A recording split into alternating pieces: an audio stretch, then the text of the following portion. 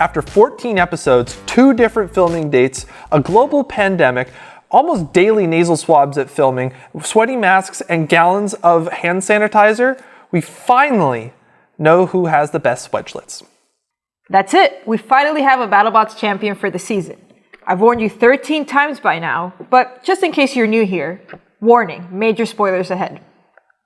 This week we're going to talk to both of our finalists, Nick Mabey from Endgame and Maddie Vasquez from Whiplash. And we'll also have a special segment from the BattleBots president, co-founder, and executive producer, my man, Greg Munson. I'm Will Bales from Hypershock. We're Mike and Andrea Gallately from Team Witch Doctor. And this is the season finale of Tale of the Tape After Show.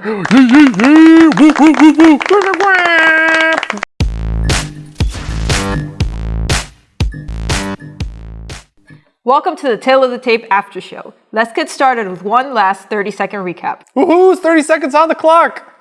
This week we saw Whiplash beating Hydra at the ground game, Black Dragon winning the ground game with their hair on fire, Tantrum beating Sawblaze at his own game, which, happens to be the ground game. They got underneath us every time. And Shatter, despite Magnets, losing the ground game. They just got under us. Whiplash shows Black Dragon the door, courtesy of ground game. Tantrum lets out magic ground game smoke. We got under him a couple times. A battle of the long, skinny wedgelets, and ground game comes out victorious. No, Endgame comes out victorious. On this week's first deep dive, we're going to talk to our runner-up, Whiplash, and what an amazing run he had this year. I'm really glad to see a lifter bot, first and foremost a lifter, get this far. I think it proves that it's not just a spinner's game, even though they do have the little spinny thing on the front. And Matt's such a good driver. I think he really showed everyone what it means to be really connected with your bot. And one thing is that Whiplash always performs really well. They don't do well one season and then do poorly another season. They're consistently really close to getting to the finals, and they finally did it. So let's hear from Matt about how it felt to be in the BattleBots finals. Hey guys, thanks for inviting me back to the last episode of the season. I guess I'll just go right into it. So our first fight of the episode was against Hydra, the number 1 seed. So obviously we've seen what they've been doing this whole competition. Like we saw, obviously they're fighting as Witch Doctor. You guys was absolutely insane, and they just seem to get stronger every fight, except for one maybe. But against Uppercut, against Gigabyte, they were absolutely incredibly powerful. So we went into that fight knowing that, one wrong move, we could be out of the arena, or, just land so hard that we're knocked out. So, one thing that Hydra really made people notice this year was that their ground game is really good. They got all those little hinged forks on the front, just like fingers basically. So to address that, this year we didn't have it specifically for Hydra, but we did have a fork configuration that we had not used in the regular season, and not in either of our round of 32 or round of 16 fights. So we figured this was the perfect time to try that. And so we put those on the robot. Jason had the idea that, he's seen some teams doing spring-loaded forks like Hydra or like Endgame or, some of the other robots. So we got a surgical tubing, and he tied it around the forks and kind of wrapped it behind the armor and, clamped it between the armor. So we had some downforce on those forks. And first thing in that fight, we immediately get underneath him. We flip him over, and I felt we controlled a okay portion of the fight. It was a good back and forth, but with a little bit of damage we got, we barely eked out that win, and got past Hydra. So that was absolutely insane. We were so happy after that fight, but they were having some issues. Like Hydra wasn't flipping their full force they normally do, but that just comes with fatigue through the competition. It's a battle of attrition. So we were at 100%, Hydra wasn't, and I think that could have made the difference for who won that match. But then after that, Black Dragon, it was a team we fought before a bunch of times at Robo Games. We've seen every generation go through that team since they're a school team. So every year they have new people, and we've known that team since 2011, I think. So it's been a really long time, and we've met a lot of students from going through Team Warrior. But again, Black Dragon, super tough robot. Obviously they made it to the semifinals, so they're a force to be reckoned with. But I rested a little bit easier going into this fight, knowing that I was pretty certain we would win the ground game. And, I ended up being right. We kept the same forks we used against Hydra. We had got underneath him, flipped him over, pushed him around. We got some damage. And, for the second half of that fight, or maybe most of the fight, I turned off the spinner because, in the Hydra match and previous fights, you've seen that the spinner will just go up in smoke if it's, running too much, which is something I would rather avoid if I felt we had the fight won. So I turned off the spinner and just, try to control him for the rest of the match. But that fight went perfectly. They pulled off one of our armor panels, which was really the only repairs we needed to do going into the finals. So, we came out relatively unscathed out of the Hydra fight and Black Dragon fight. Just, replaced the motors after Hydra and, bolted the armor back on after Black Dragon. And we were ready for the finals. So, leading up to the finals, like I was saying, we really didn't have a whole lot of preparation. Like, the robot was in pretty good shape, and we had a lot of downtime too. So this is the first time I've personally been to an event where we had that much. We had like 2 days, I think we had at least one full day of just kind of waiting where the robot was already together and we were just ready to go. And same with Endgame. Endgame was pretty prepared. I mean, they went through and I think after the Tantrum fight, they hadn't taken a whole lot of damage and they set up the configuration they wanted and, they were good to go. But I think we were just all anxious to get in there. Like, neither of us have been in this position before to be in the finals. So, in our interview, they said they weren't nervous. We said we weren't nervous. But I think it's just kind of like a weird feeling being there waiting for that final fight, like something you've been working for so hard. Like in our case, literally my entire life. That's the point we've been trying to get to. But but we were pretty calm, surprisingly. We just the robot was ready to go. We just wanted to get in there and see what would happen. We didn't have any plans to, make any crazy configuration for them. I knew they had those super long forks on there, but I don't know if that was a risk we wanted to take to try to, make some crazy configuration to counter that, considering how well we've been doing with the robot as it was, especially for a final match. I'd rather go on there with a, pure Whiplash and not some, wacky configuration. But getting to the finals for the first time is huge for our team. I mean, like I've said before, it's, we got to the finals at Robo Games, we got semis at BattleBots, quarters at BattleBots, and now finals. So it's I think this really solidifies that, we're always, a team to be reckoned with, and that we're just kind of barely scraping that edge where was, might be on the cusp of, a championship in the next couple of years. I mean, hopefully if we keep on this path, we could, eventually get a title. That'd be incredible. That would be so cool. I think for next year, we're going to keep the robot pretty similar. We'll have some, new setups to, address, problems we had this year. But other than that, the robot worked great. We're going to keep what worked, and very few things didn't work. So I think it's fair to expect a similar Whiplash, but with some new tricks up our sleeve, I will say. Up next, let's talk to our new champion, our first international champion in Endgame. Endgame had an amazing run this year, and they were making improvements to the robot even throughout the tournament. Yeah, they actually had a really tough offseason where they did a lot of testing, and they came back this year super improved reliability-wise from the previous year. And obviously, they took it all the way and won the giant nut, so congrats to them. So let's hear from Nick maybe what it's like to hoist up that large piece of hardware. Hey, I'm Nick Mabey, team captain of Endgame. Jack Barker, driver of Endgame.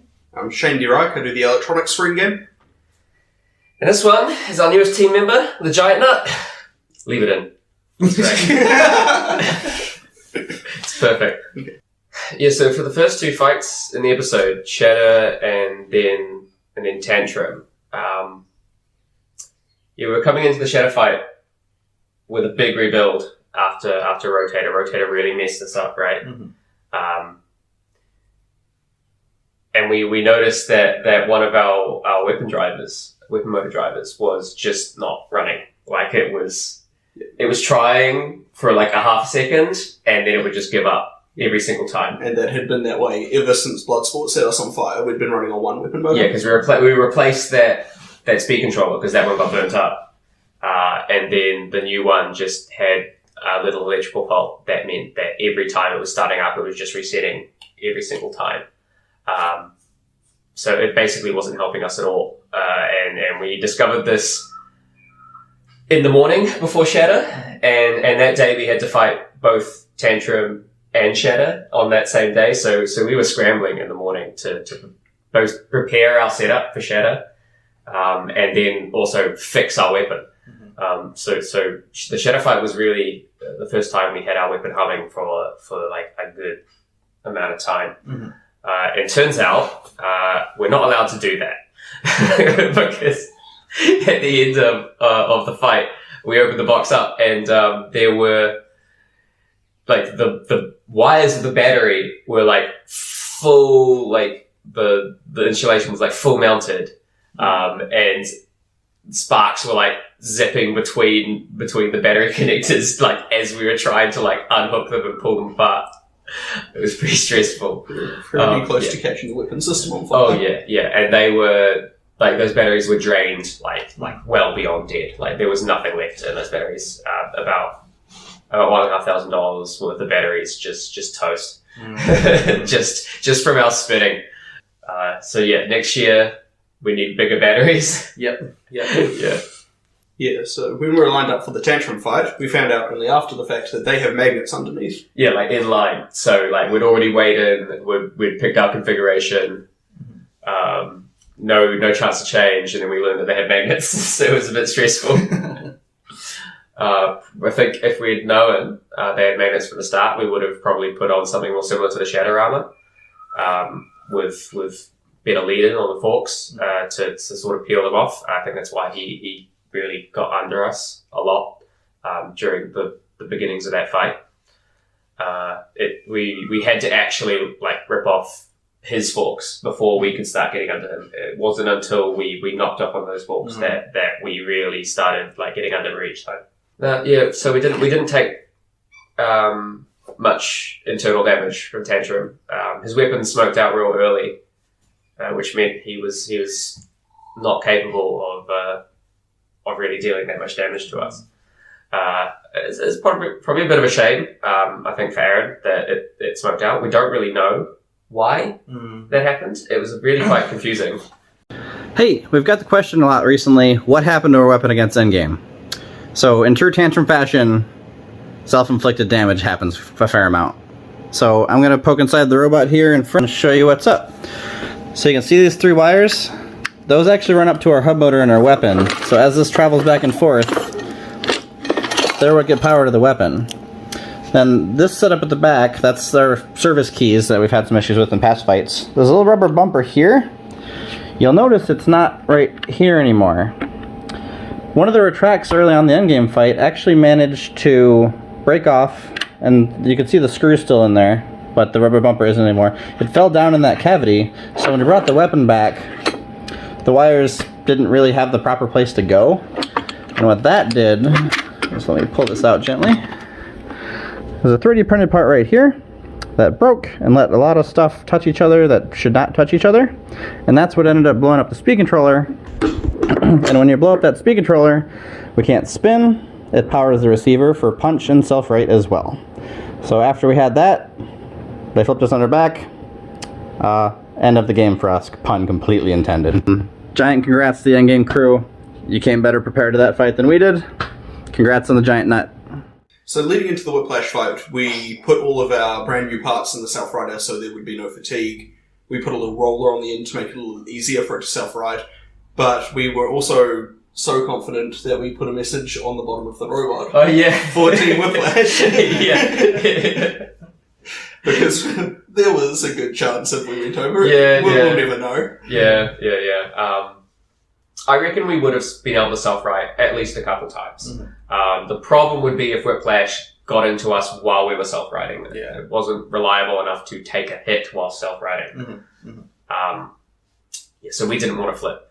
The lead into that fight was very open. We were both, here's our configuration, come and have a look. It's no shenanigans, no tricks. Yeah. I'm because I know Matt said that they took our spring idea and used it during the Hydra fight. And I really wonder why he didn't do it against us. Yeah, I think he wanted to be able to drive fast and not get caught on the seams. Possibly, yeah. Because I know that they used it and it worked against Hydra. And I was sort of worried that they were going to also use it against us. But they ended up not. But yeah, you're right. We were like really open with them about configurations. I mean, it's hard. You couldn't be quiet about it. We had literally like a day. And we're next to each other in the pits. Yeah, like, we could literally just look across and see what they were doing, and they could do the same thing. Yeah.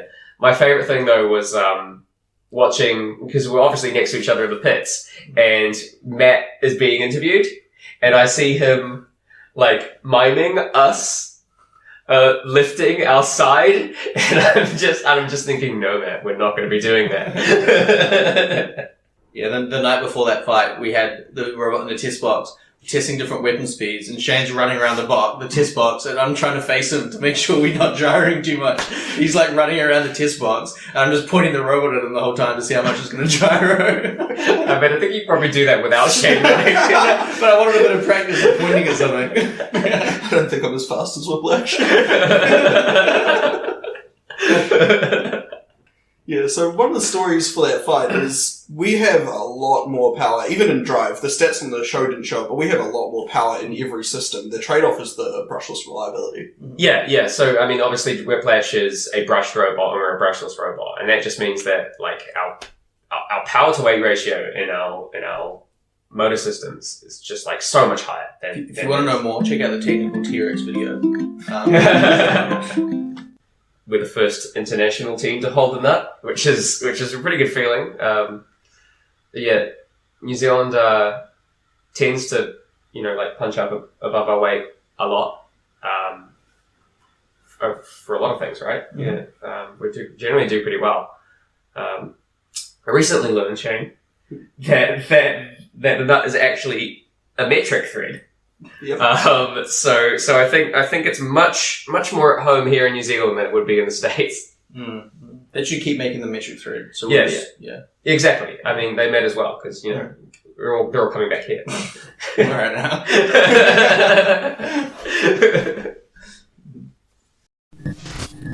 For our third deep dive, we're going to mix things up a little bit because it's the end of the season. And if you're anything like me, as soon as that episode was over and we saw Endgame crown the champion, my next question is, when do we get season 6? So we're going to pull up our computers here and we're going to have a live chat with Greg Munson, the executive producer of BattleBots. Hey, Greg, it's great to see you again. Thank you so much for joining us. You were on Tail of the Tape once, so welcome back. We think this was the best season of BattleBots we've ever seen. I think a lot of people agree with us. What were your thoughts about this season?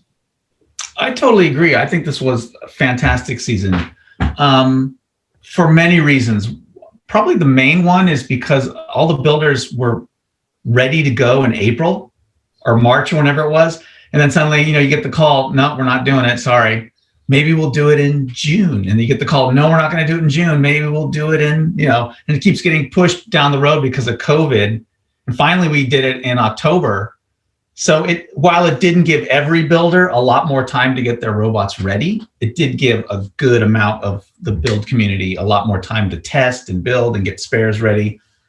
So the outcome of the fights and the quality of the show was just that much better when the builders actually have time to build. Imagine that, Well, after such an amazing season, the question that's on everybody's mind is, do we get season 6? And I know we don't have an official announcement yet, but can you give us any inklings as whether it's looking good? I'm hoping you guys hope there's a season 6. I'm hoping Discovery does too.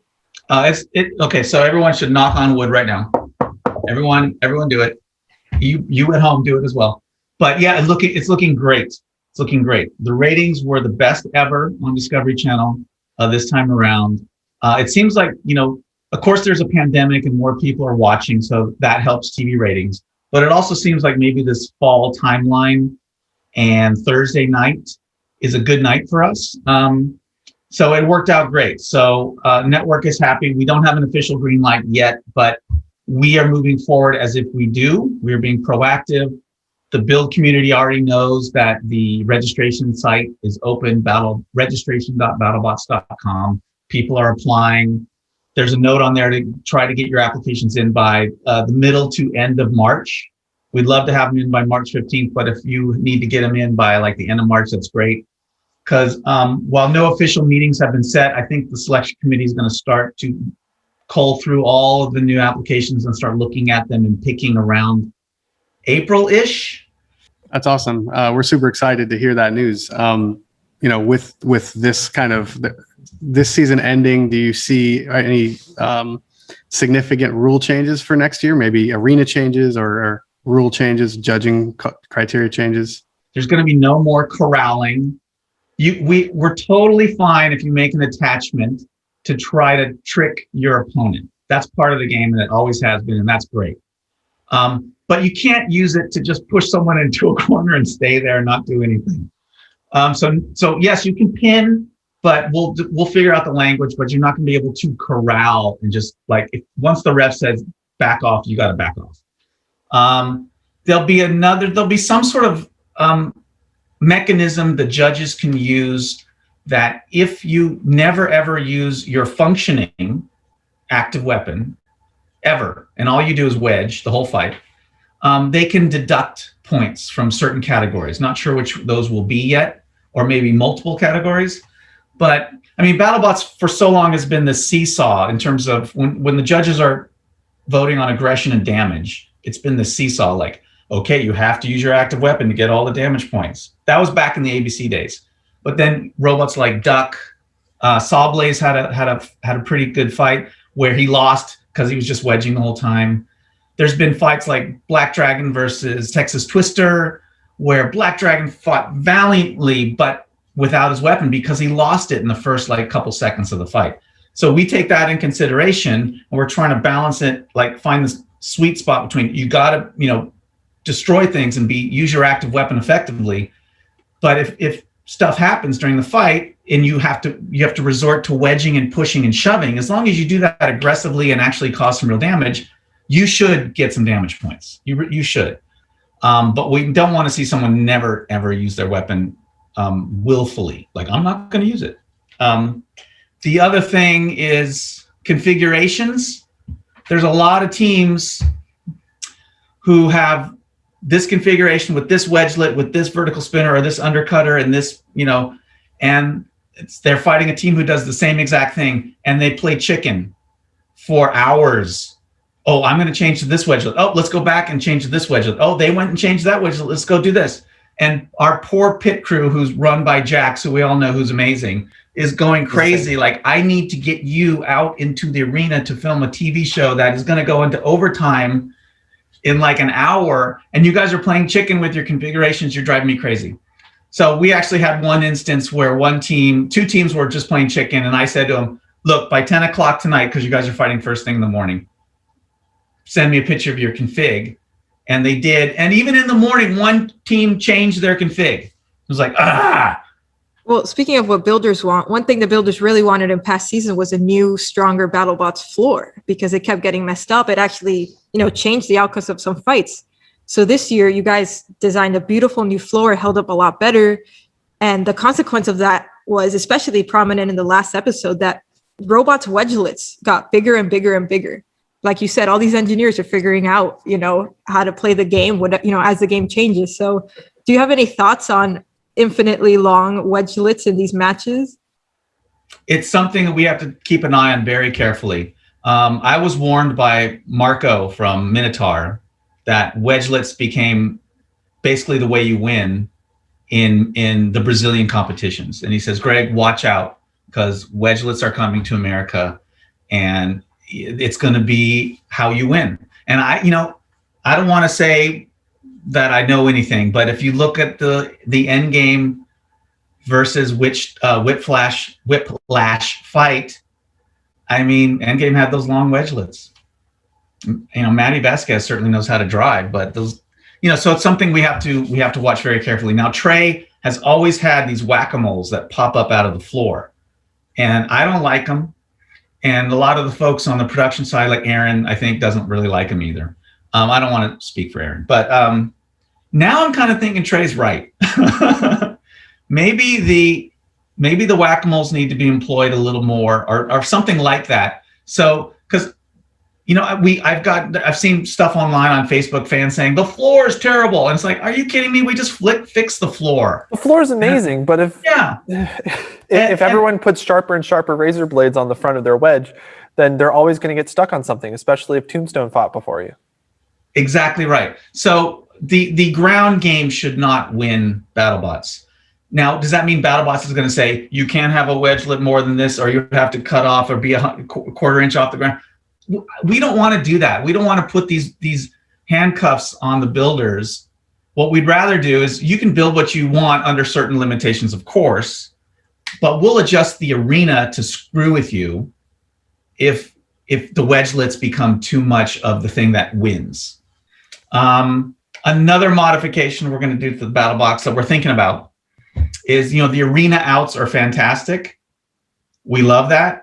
It's fun. It's exciting. But if that just keeps happening and happening and happening and happening, it's going to get boring. And if a bot's specifically engineered to do that and just wins, it's going to get boring. Plus, if a bot flips into the back of the spike rail, where there's the Lexan here, audience here, Lexan, robot, spike rail, and it's on fire, that's dangerous. It can charcoal, it can caramelize the Lexan, which means you got to replace it, which means you're shut down for like probably half day, which is, disastrous. So we're probably going to put like a little angle on that, so you'll slip right off it and fall right back into the arena and game, keep fighting. Nice. I don't know what we're going to do by the doors. So there still might be arena outs possible by the doors, but arena outs on the sides probably will go away. So Endgame can hit you again. Perfect. Great. Well, I think it's worth pointing out, and this might be get a little embarrassing, but Greg, you and Mike wore the same shirt to the show today. Oh yeah, I got my awesome technical T-Rex. I love it. Yes. Aaron bought a hoodie, I think, from you guys. Yeah. Yep. He was wearing it. Yeah, no, technical T-Rex is I love him. He's my absolute hero. Yeah, I think we need a special technical T-Rex sub-segment on BattleBots. Yeah, I'm all for that. We'll have his people contact your people. Okay, good. Awesome. Well, thanks for coming on and taking the time to talk to us and give us some insight as to what we might be able to expect for the future. Yeah, thank you guys for having me. Enjoyed it. On this last Chris roast of the night of the season, Chris tries to make amends with Kenny, and Kenny mostly takes it. Welcome to BattleBots. I'm Chris Rose, and with me, a man who won the title of World's Best Friend, Kenny Florian. Thanks, Chris. I'm honored, I guess. He'll take it. Take it The all. Chris-Kenny relationship is one of my favorite parts of BattleBots. It's awesome. I think they're friends. I think Chris is trying to be friends. You don't want to be enemies with Kenny, that's for sure. For our BattleBots fan question of the week, we're going to ask the question that everybody has been asking since the beginning of BattleBots. How can you build your own robot? We're going to throw this one to our guy, Technical T-Rex. Probably hasn't even built a robot. Technical T-Rex, Technical T-Rex. The T in T-Rex stands for technical. Actually, he's right. My technical training left out the important part of actually building a robot. Could one of you help me? It's okay, Technical T-Rex. I will help you. 1 second, let me come over. I'll help you. This time. Careful. Hey, watch it. Okay? Okay. We started by deciding what robot to build and buying our components. We chose to start with a 1-pound FingerTech Viper kit that has everything we need to get started. We'll use the chassis, motors, wheels and hubs, hardware, and a few more parts like tools, batteries, and a receiver and transmitter. We started by installing the drive motors in the robot and connected the electronics. Then, we had to mount each motor to the robot's chassis using screws. Our next step was to add the wheel hubs to the shafts of the motors.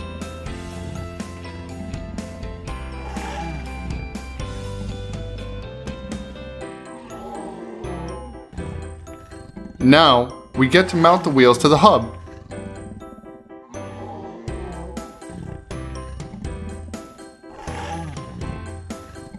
It's starting to look like a robot. Let's decorate our robot with stickers or paint. We'll also need to come up with a name for our robot before our first competition.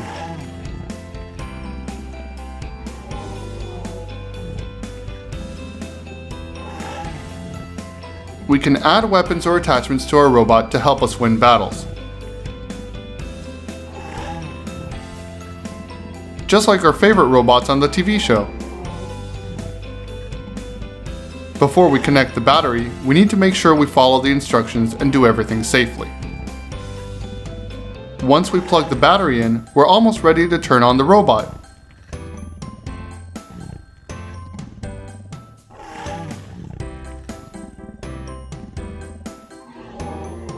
First, we need to add the armor.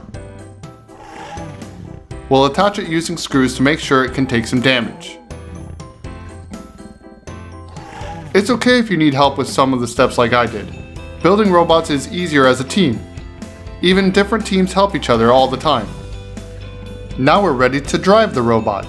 We'll have to turn our transmitter on, then turn the switch on. And we can finally give it a try. It works! Now the R in T-Rex stands for Robot Builder. Thank you for helping me, Will. You're so smart. For tonight's Thing of the Week, we have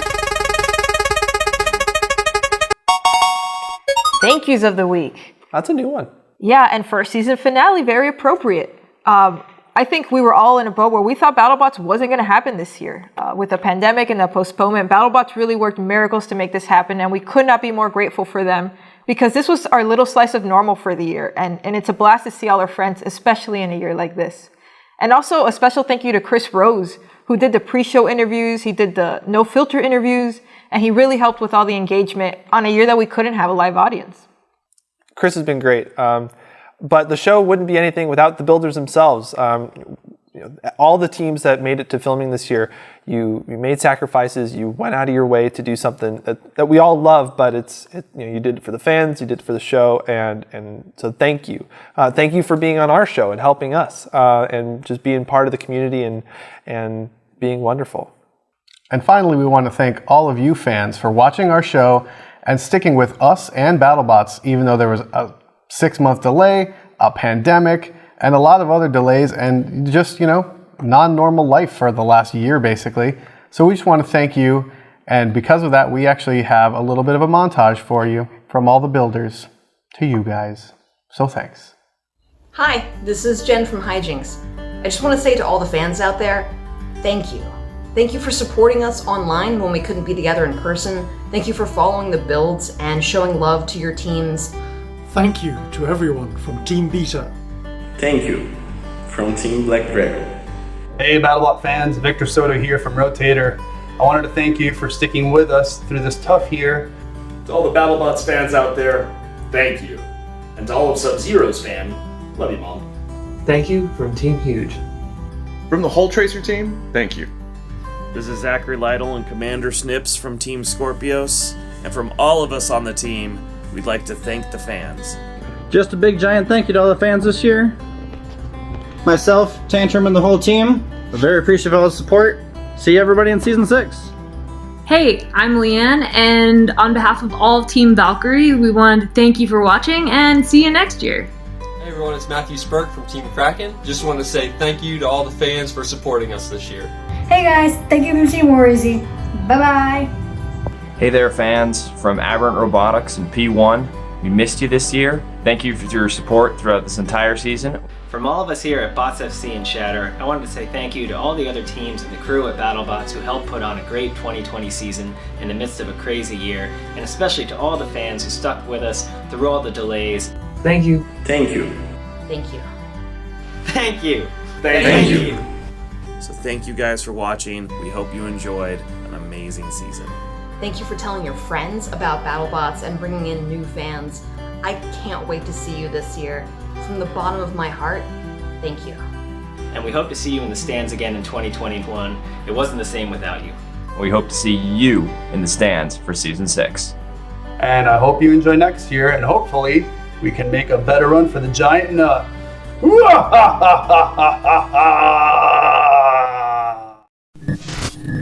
All right, that's our show. That's the end of the season. Thanks to everybody who helped here, from Kyle and Cheery and Paul and Jeff and Brandis and Alex and other Alex and Victor and Lily, everyone who came over and helped us make this show. We appreciate it. Yeah.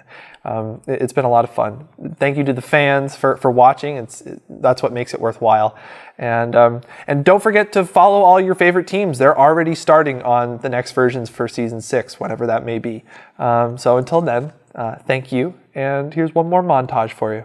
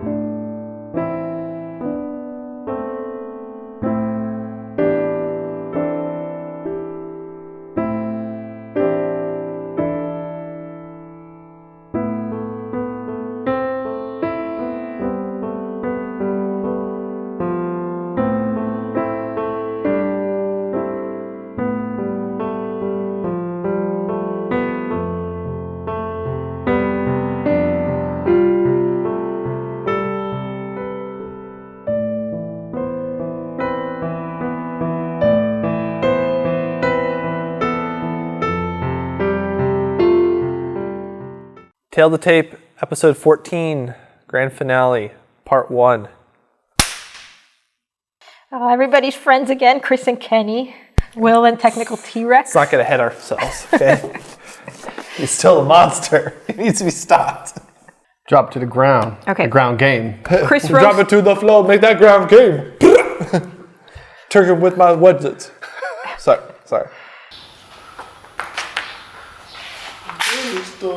You look absolutely gorgeous. It looks worse. No, it's beautiful. Is that better? Yes. I think it's great. It's the best it's ever been. There's a blooper.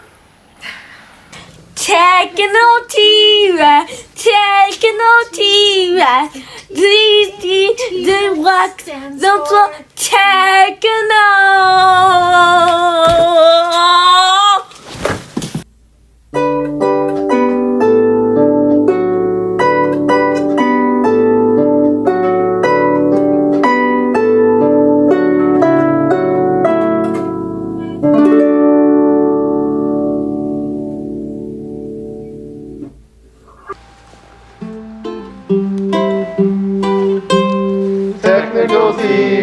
Technical T-Rex, the T in T-Rex stands for technical.